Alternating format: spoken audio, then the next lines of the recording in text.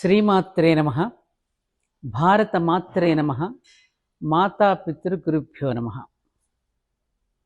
అందరికీ క్రోధినామ సంవత్సర శుభాకాంక్షలు తెలియచేస్తూ నా విన్నపం ఆలకిస్తారని మనవి చేస్తున్నాను. మన శ్రీ ధర్మపురి క్షేత్రంలో వసంత నవరాత్రి ఉత్సవాలు ఉగాది నుండి ప్రారంభమయ్యాయి. నిన్న చక్కగా నలుగురు విద్యార్థులు పాడుతా తీయగాలో పార్టిసిపేట్ చేసేటటువంటి రిషిల్ లాంటి చిన్నారులు వచ్చి చక్కగా పాటలు పాడుతూ ఉంటే మనసు పులకరించింది. ఈరోజు విద్వాన్ శ్రీమతి గాయత్రి గారు త్యాగరాజ కీర్తనలు, అలాగే శ్రీరామచంద్రుడి మీద అద్భుతమైనటువంటి పాటలు పాడే కార్యక్రమం ఈరోజు ఉన్నది.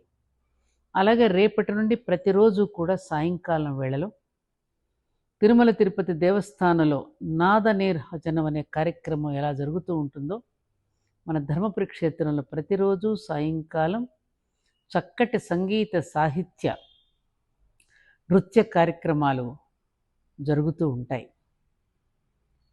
తప్పకుండా మీరందరూ ఆ సాయం సంధ్యా సమయంలో అక్కడ వచ్చి కూర్చుంటే మీరు పొందే అనుభూతిని మీరు వెలకట్టలేరు. ఆ అనుభూతిని కూడా మీరు నిర్వచించడం కూడా చాలా కష్టమవుతుంది.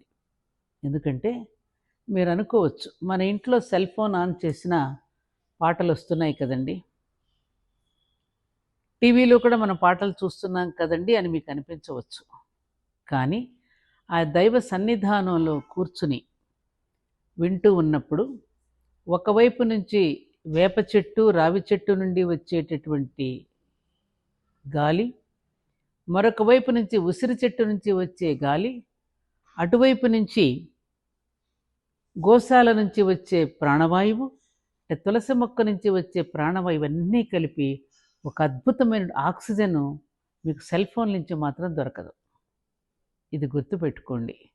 కాబట్టి సాయంకాలం కాసేపు ఈ గడబిడలకి దూరంగా, ఈ రోదనలకు, ఆవేదనలకు, వేదనలకి దూరంగా వచ్చి అమ్మవారి యొక్క దివ్య సన్నిధిలో సేదతీరి ప్రత్యక్షంగా కార్యక్రమాన్ని వీక్షించి కాసేపు అక్కడ గాలి పీల్చుకోమని మీ అందరికీ నేను మనఃపూర్వకంగా ఆహ్వానం పలుకుతూ, రాబోయే తరాల కోసం మనం అందిస్తున్నటువంటి సాంస్కృతిక వైభవాన్ని రేపటి తరాల వాళ్ళకు అందించడంలో మీ ప్రోత్సాహాన్ని కోరుకుంటూ, మనదైనటువంటి సంస్కృతిని, సంప్రదాయాన్ని మనం మర్చిపోతున్న విదేశీయులు గుర్తుపెట్టుకుంటున్నారు.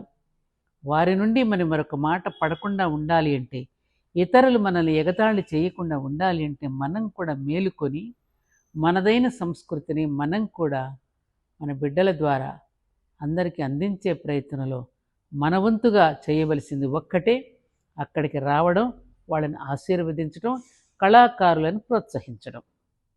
ఇందులో రూపాయి కూడా ఖర్చు లేదు. మీరు రావడం ఒక్కటే తరుణం. వింటారు కదూ నా మాట? తప్పకుండా రండి, ఆస్వాదించండి. ధన్యవాదాలు.